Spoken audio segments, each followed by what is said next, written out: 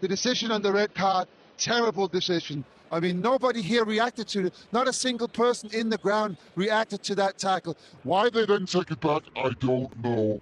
It's happened again. Manchester United are under fire for another controversy on the pitch.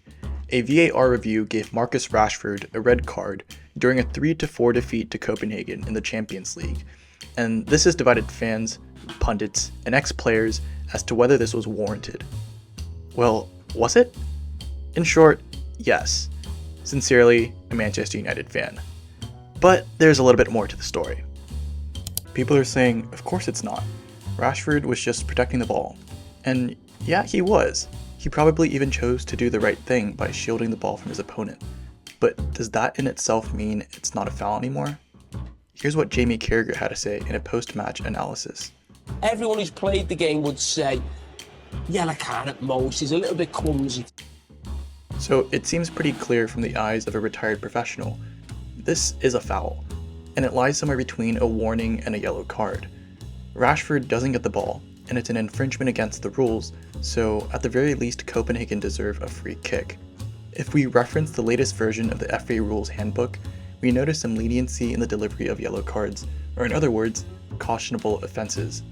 We often see referees impose their own judgment on tackles because physical aggression is a part of football, and the rules are meant to keep the game within reasonable bounds of competitive spirit and decent sportsmanship.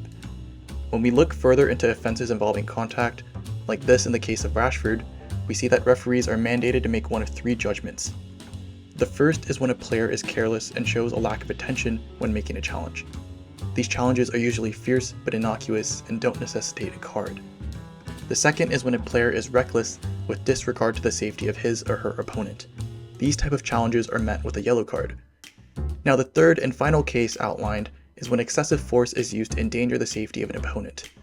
Players who make challenges that fall into this category are met with a red card regardless of intent. Carragher claims that this should be a yellow card at most, and even points out how the referee had a good view of it on the field in real time before it was later overturned by VAR review. So, did referee Donatas Rumsas make a mistake, or was he just applying the rules? Well, from how I see it, the ref made a judgment call that Rashford's tackle was careless, but did not require a card. We can only assume that even though he was close to the incident, he did not get a good angle of how far bent Janelt's ankle went, and perhaps thought that the Copenhagen player was just nudged off the ball. This is why the referee chose to let the incident go without a free kick, even allowing United to initiate a counter-attack. But upon VAR review, Rumsas now knows there is physical contact between the stud of Rashford's boot and Janelt's twisted ankle. Look at this in real time and tell me you don't feel even a little bit squeamish in your gut. Ugh.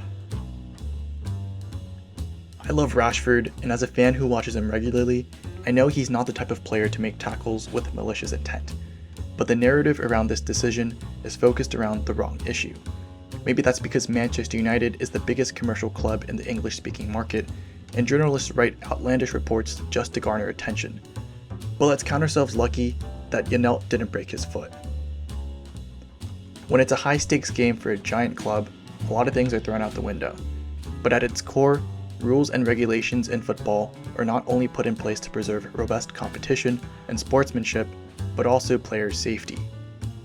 He probably did this because he played at Copenhagen as a kid, but 40 seconds before Rashford's tackle, we see Rasmus Højlund helping up an opposition player after tussling him to the ground.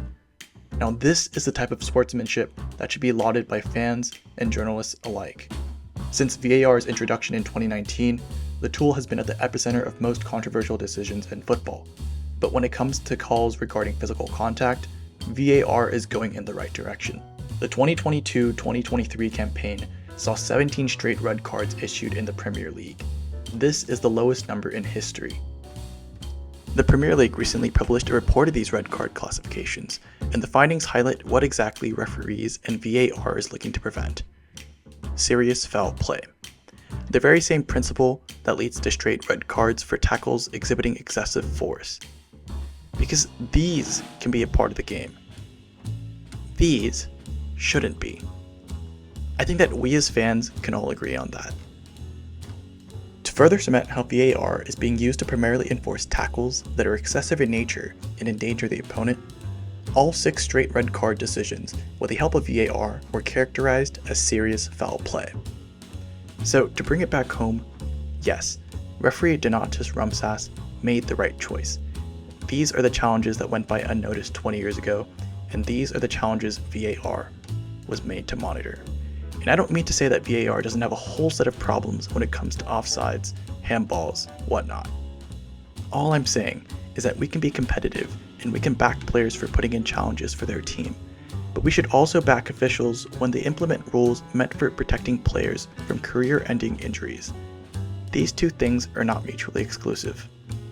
It's frustrating to see your team lose and to have a game change so drastically due to a red card.